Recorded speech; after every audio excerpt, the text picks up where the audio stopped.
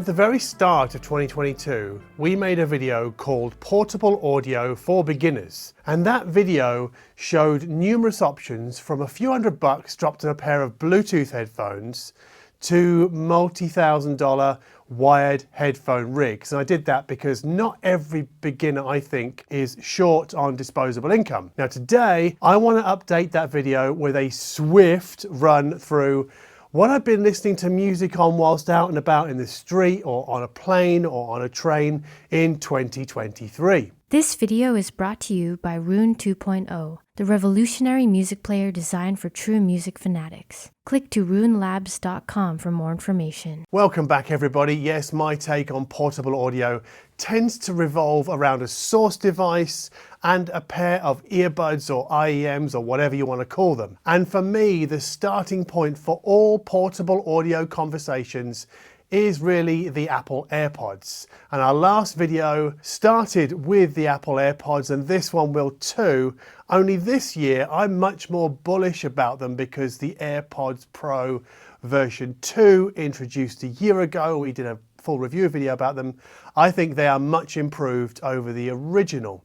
We get better low frequency extension, we get just better all-round usability. And in fact, when it comes to I guess a balance of user convenience and sound quality, I would say it's all downhill from here. However, the Sennheiser Momentum True Wireless 3 are another superb, convenient Bluetooth earbud that I think best the AirPod Pro version 2 on dynamics and detail, but not on active noise cancellation. And they're not as comfortable as the Apples, and they can't keep up with Apple's wind noise minimization. However, I think the Sennheiser offer a far more natural sound when it comes to music.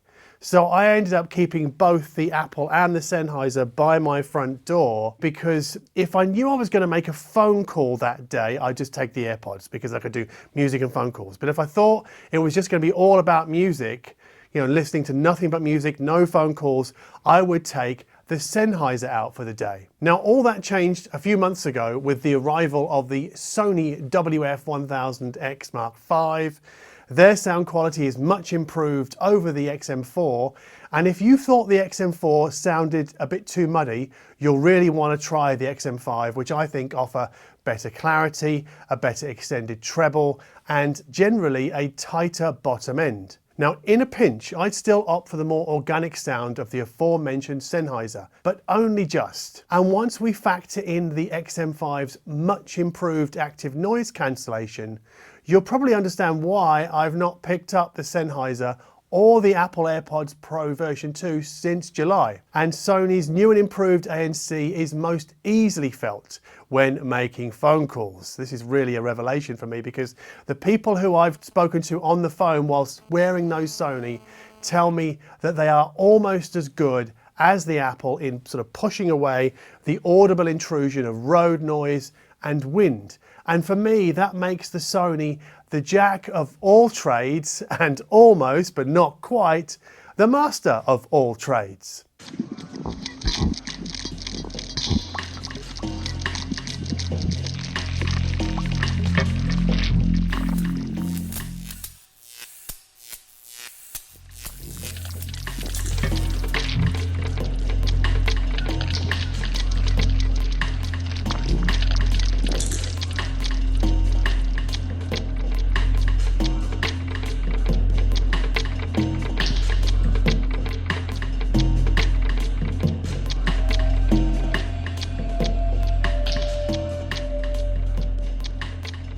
Now for me, true wireless earphones' active noise cancellation is a bit of a modern marvel. But as soon as I cut over generally to a pair of wired earphones, I hear something less technically impressive, but more musically whole.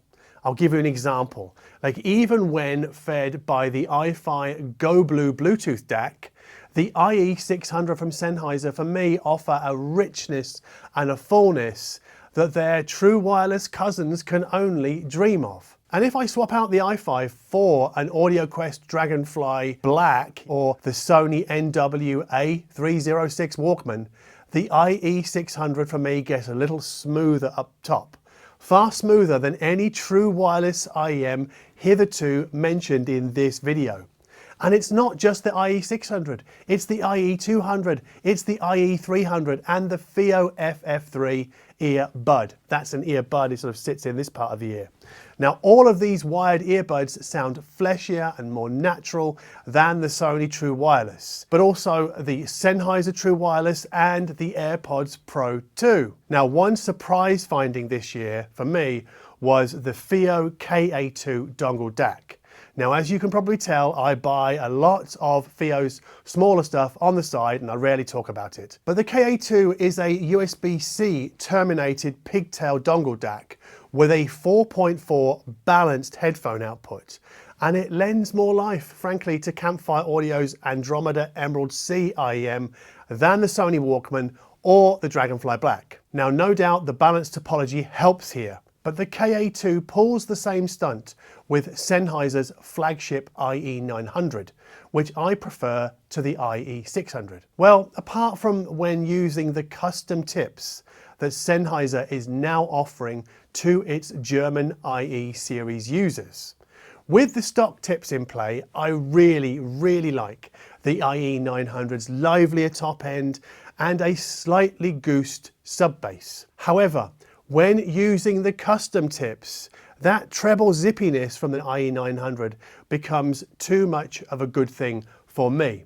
And then my preference over earphones then moves to the comparatively, and I say comparatively underscoring it there, more mid-range centric IE600. And the IE600 is more affordable to boot. Now, if I want to step up from the KA2 connected to an Android phone, I tend to reach for a dedicated portable player.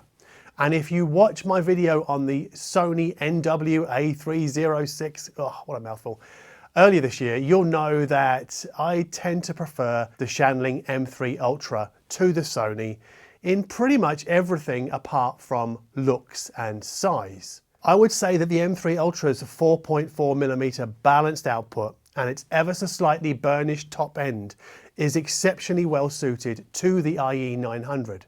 But it also reminds us that power and gain are not the same thing when listening to music through the Andromeda Emerald C, which are also new this year. Now the Campfire are what I would call a very sensitive IEM. They're easy to drive and they can be driven to sufficiently robust SPLs. They can be loud enough even with a Sony Xperia 1 Mark V smartphone. But going loud enough isn't the only audible benefit of having more power on tap.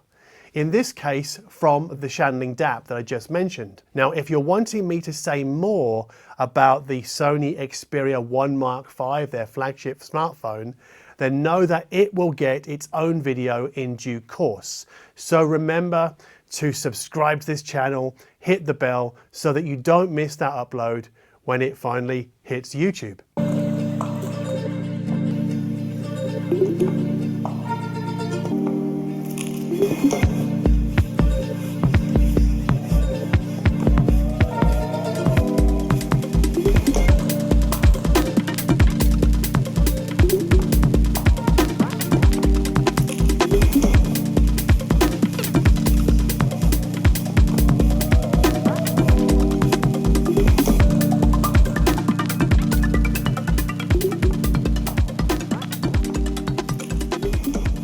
Now the Campfire Andromeda Emerald C, again another mouthful, and Sennheiser's IE900 sell for similar money, roughly I think about 1,500 euros. Which is the best? I've been asked this question a few times this year, but when items are so closely matched on technical prowess, I think the answer is always there is no best. Now on packaging and accessories, and their overall quality, I think the Campfire wins out easily.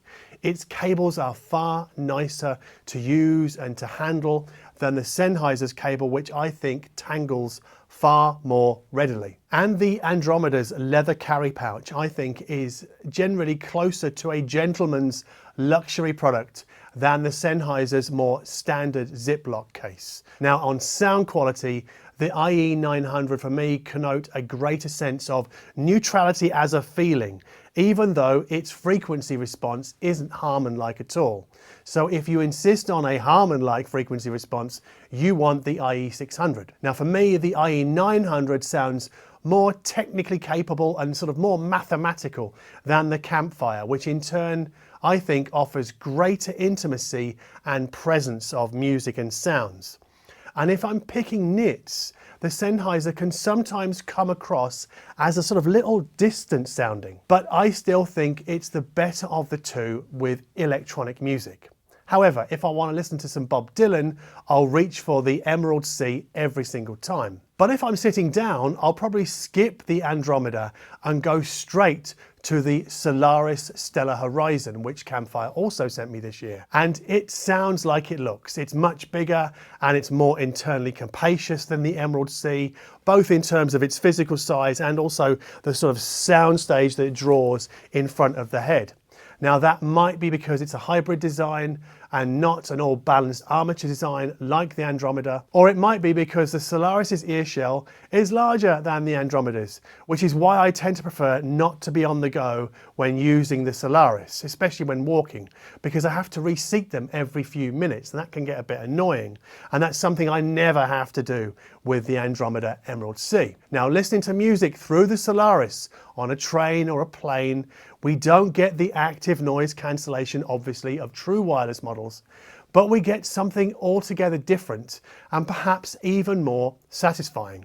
And it's something that I think steps into view with the Sennheiser IE200 and IE300 and then makes itself more evident with the IE600 and IE900 and the Andromeda before hitting new heights with the Solaris. And I'm talking here about something I call musical purity. Now this purity is determined by how distinct the layer separation and how abundant the tone color is. True wireless IEMs for me just can't seem to keep pace with their wired counterparts in those two very distinct areas. Now maybe it's because their DSP gets in the way, I don't know.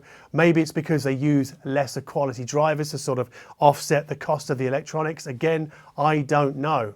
But for me, the Solaris Stellar Horizon exists in the dual stratospheres of price and performance, especially when partnered with a portable player that operates in equally rarefied air, and that is the Astell & Kern SP3000. Now, this combination, for me, laid the foundation of the greatest listening experience I had all year, and that was whilst going to and from Karlsruhe on a train in August. And during that train trip, I ploughed through Neil Young and Crazy Horse's Ragged Glory, both the original master and the new Smell the Horse version, which is also remastered for 2023. And I found myself almost in disbelief at what this pairing could pull tone-wise from the sound of electric guitars. And I had a similarly revelatory experience with the more pedestrian but more menacing sounds of 80s underground outfit Thin White Rope, whose covers EP Squatters' Rights came to life in ways I'd not previously heard from a portable rig. Although I do wish that the SP3000 ran stock Android, so we could choose beyond a very slim or very limited set of whitelisted apps. Now the Chord Hugo 2/To-Go combo that's sort of bricked together can at times sound more detailed than the SP3000. But it demands smartphone intervention when used beyond the bounds of a home Wi-Fi network, and the SP3000 does not. It's all self-contained. And when connected to the Astell & Kern's 4.4mm output, the Solaris paint music with greater solidity and tone color than the Chord to sound not quite as gossamery, you know, like a spiderwebby as the Brit rival. Now, an extremist position on this might be to liken the SP3000 to an oil painting and the Hugo 2 to a watercolor. But in reality, they are much more similar than they are different.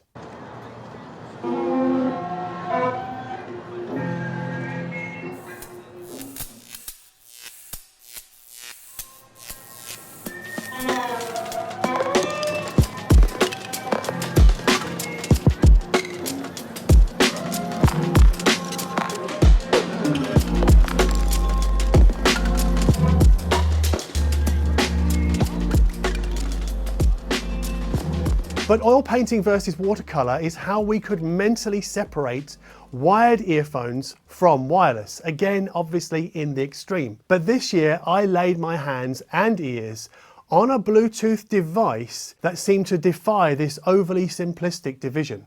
And that device is the iFi GoPod, which effectively turns wired earphones or IEMs into wireless earphones or IEMs. So essentially what we do is we remove the cable from our wired IEMs and attach each head shell to a GoPod, which then loops over the ear.